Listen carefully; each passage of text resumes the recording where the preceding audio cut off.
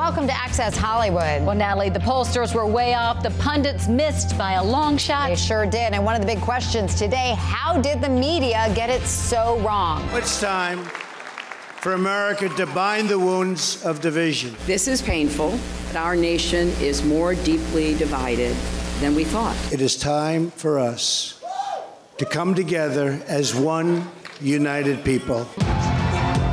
Trump arrived to make his victory speech with wife Melania wearing a white Ralph Lauren jumpsuit, followed by his entire family, including son Barron, who appeared to have a tough time staying awake during his dad's victory speech, which started at about 3 a.m. Eastern time. For those who have chosen not to support me in the past, of which there were a few people,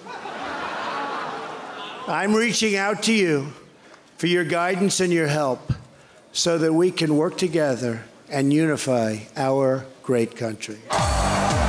Trump supporters went wild after his victory was announced. Clinton supporters were in tears. CNN can report that Hillary Clinton has called Donald Trump to concede the race.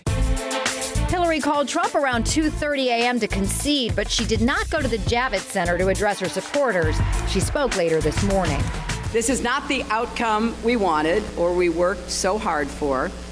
And I'm sorry that we did not win this election. We must accept this result and then look to the future. People magazine made him their cover. The Hollywood Reporter's headline today, Hollywood devastated, depressed after Trump victory. Lady Gaga staged a late-night protest outside Trump Tower. Miley Cyrus shared a tearful message on Twitter. I still think that in her lifetime she deserves to be the first female president. And that's what makes me so sad.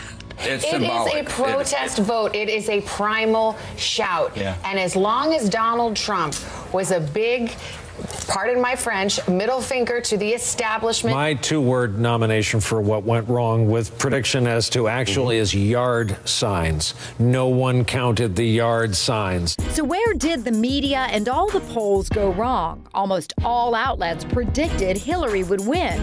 A sleepless Chuck Todd invoked a famous scene from the 1970s movie Network to Scott Evans in explaining what happened. This is almost a sort of I'm mad as hell and I can't take it anymore type of vote. They weren't, these people weren't in love with Donald Trump, but they wanted to send a message to a lot of political establishments. Did we get this wrong? Here's what we did. We underestimated, I think, the enthusiasm in rural America. And we overestimated that the Obama coalition, including African-American voters and voters under 30. A lot of people didn't see this coming.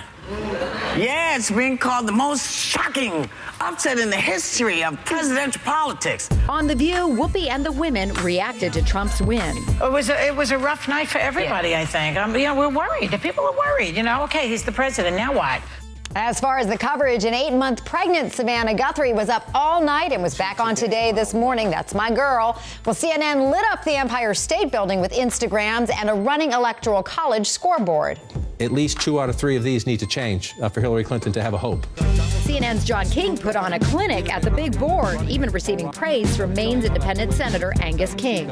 I thought his analysis last night was the most useful, informative. That was a virtuoso performance. No relation to John King, but he did a great job last night.